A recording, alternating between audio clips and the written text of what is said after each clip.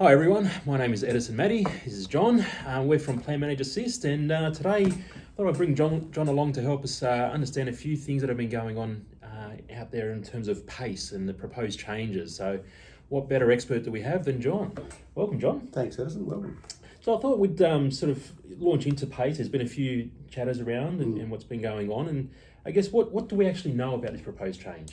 Yes, thanks, Edison, and hi everyone. Look, the NDIA has delayed the rollout by several months to the new what they call a customer relationship management system, or CRM for those in the technical PACE, until February 2024.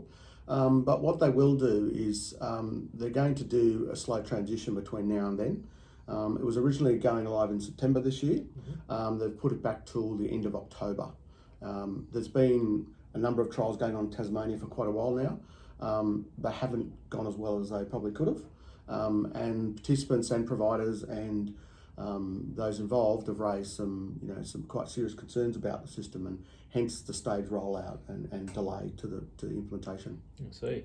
And how do you think the transition is going to work then, given all that? So from what we know so far, from the 31st of October, which is not far away, any participant with a new plan or a first-time participant will be going straight into PACE. So they'll build the plans, what they call building a new plan, in PACE itself.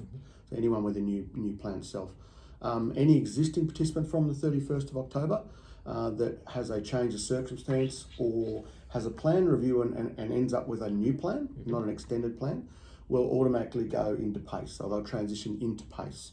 So between essentially November and February 24, any participant whose plan expires will either have their plan extended as normal.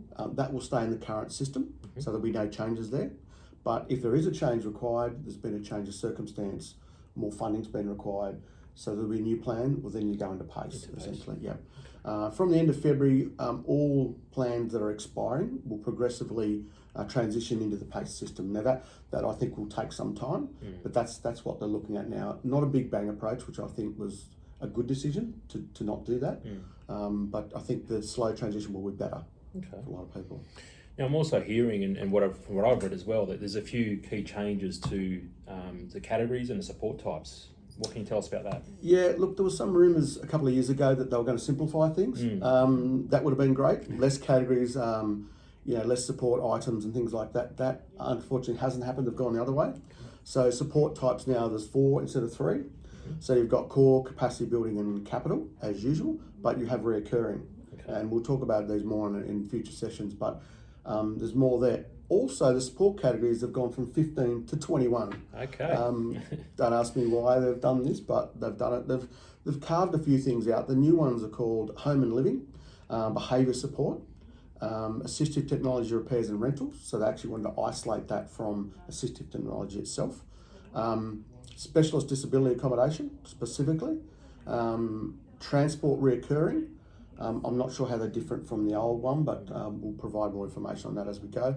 And also what they're calling a specialist disability young people living in residential aged care, because unfortunately we do have some young people living in residential aged care. They've got a specific, for cross-billing type charges, they've got a specific category for that now. But in terms of the item numbers, the hourly rates, nothing changes. As far as we know, it'll be next July 1st, as usual, where they review those. Okay.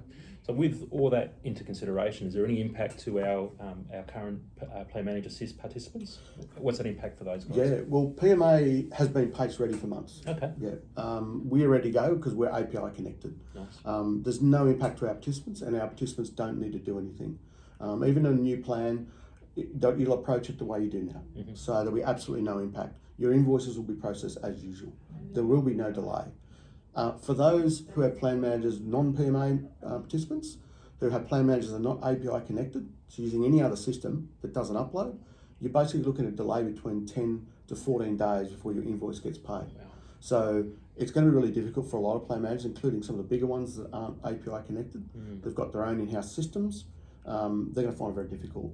So I think we could see some churn in the environment, but we've been ready for months, and it's business as usual for PMA, which is great. Oh, that's excellent. Oh, that's great to know. Thanks, John. I mean, that's obviously a bit of relief and some good news for everybody out there in terms of if you're with Plan Manager Assist, we are PACE ready and we're ready to go. We're all connected, as John is saying. So that's excellent. Thanks for the update, John. Really appreciate it. Anytime. If anyone would like any other information or would like to reach out to us, please contact us, and we'd be more than happy to help you out. Thank you very much. Thanks, everyone.